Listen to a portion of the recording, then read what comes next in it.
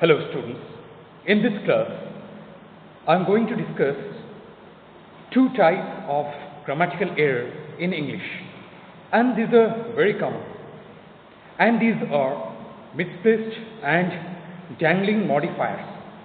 So before beginning or before delving into the issue proper, let me tell you what a modifier is. As the very name suggests, or as far as its literal meaning is concerned, a modifier is a person or a thing that makes certain changes to something, or you can say modify something. That's why it's called a modifier. But in English grammar, a modifier is a word, a phrase or a clause which is used to modify, or which is used to add some meaning to, or which is used to restrict the meaning of some other word or group of words. Now you know the difference between a phrase and a clause. Both of these are a collection or combination of words. A phrase is just a collection of words, whereas a clause is a collection of words where there must be a subject and a verb. And a clause may either act independently as a sentence, which is called an independent clause or a principal clause, or it may be part of a larger sentence when it is known as a subordinate clause. Now, let's take an example. In the sentence, the little cat jumped quickly. The two words, little and quickly, these are adjective and adverb respectively, and these two words are used to modify or add some meaning to the two words, the noun cat and the verb jumped respectively. So the little cat jumped quickly. So here little is an adjective which modifies the noun cat, and quickly is an adverb which modifies the verb jumped. So these are examples of modifiers. Now let's take an example of a phrase modifier. The girl with red sneakers kicked the ball. So with red sneakers, this is a collection or combination of words and hence a phrase. And here, with red sneakers, this phrase modifies the noun the girl. Okay, so here it is also a modifier. Now, in certain cases, clauses can also work as modifiers. So the pedestrian who had been waiting for 20 minutes didn't step aside. Here, the pedestrian, it is the noun, and who had been waiting for 20 minutes.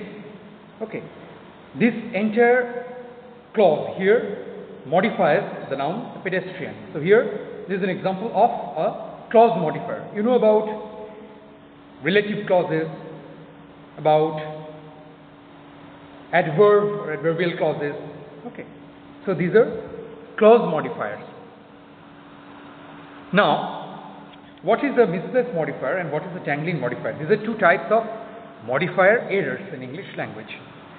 So in certain cases, the modifiers are used incorrectly, or these are placed in a way that immediately creates a kind of confusion and ambiguity in the readers or the hearers, or the listeners. So this may create humorous or funny results, give rise to humorous sentences. Now let's take an example of a misplaced modifier. Misplaced, you can understand that something which is not placed properly, or something which has not been placed where it should have been.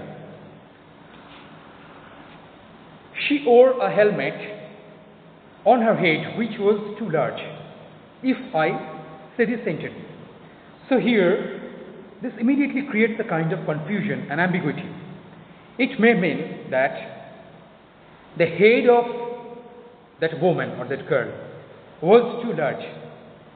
And this probably is not the intention of the writer or the speaker here, who probably intends to say that the helmet itself was too large.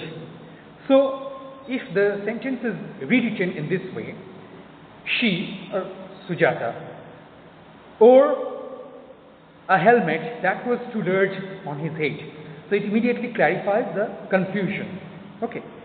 So that was too large. Here it is the modifier, and it is placed side by side with the noun, a helmet. So the confusion is now over. There is no longer any kind of ambiguity. So you can understand what a misplaced modifier is. The misplaced modifier is a modifier that is placed too far away from the word or the group of words it intends to modify. Now let's take another example. My aunt went to a general physician with high fever. So it may mean that the physician was someone who was suffering from a high fever, but which is not the case. Here the patient is suffering from some kind of ailment or illness. That's why she has gone to visit or consult a physician. So my aunt with high fever went to consult a physician. This will be the right usage. Okay. Now, Anadi found a stray kitten driving home from work. It may mean that the kitten was driving home from work, but this is not the case. A kitten cannot work, a kitten cannot be employed somewhere. So, Anadi is the person who was driving home from work. Okay. So, if I say driving home from work, Anadi found a stray kitten. This will be the right usage. I ate nothing but a cold bowl of noodles for my dinner, or for dinner. This is again a wrong usage. It may mean that the bowl itself was cold. So if I say I ate nothing but a bowl of cold noodles for dinner, this would be the right usage. Now, what is the dangling modifier? The word dangling, it means to dangle means to hang or to swing loosely. So a dangling modifier, on the other hand, is a modifier or a word, a phrase or a clause that describes something that is not even present in the sentence. So, walking home at night, the trees looked like terrifying ghosts. What it may mean? That who was walking home at night? The meaning is not clear. So, walking home at night, this is the modifier, and we don't know what it intends to modify. So if I say, or if I rewrite the sentence in this way, the trees looked like terrifying ghosts as I was walking home at night, then this would be the right usage. So the first sentence here is an example of a dangling modifier, where a modifier intends to describe something which is not present in the sentence. Another example, having read Shakespeare's Macbeth, the film will be a hit. So here again it's not clear who has read Shakespeare's Macbeth, the play Shakespeare's Macbeth. If I say, having read Shakespeare's Macbeth, I think the film will be a hit, then it would be a right usage. So here again the first sentence is an example of a dangling modifier. Okay.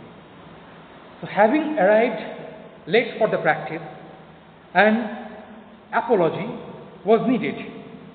If I take this example, the sentence as an example, once again the meaning is not clear. An apology is needed from whom? If I say, having arrived late for the practice, the team captain needed an apology, then it would be the right sentence. Okay, so these are examples of dangling modifiers. So now I think it's clear what is the misplaced modifier and what is the dangling modifier, and how will we be able to correct the way these grammatical errors take place or occur. Okay, thank you.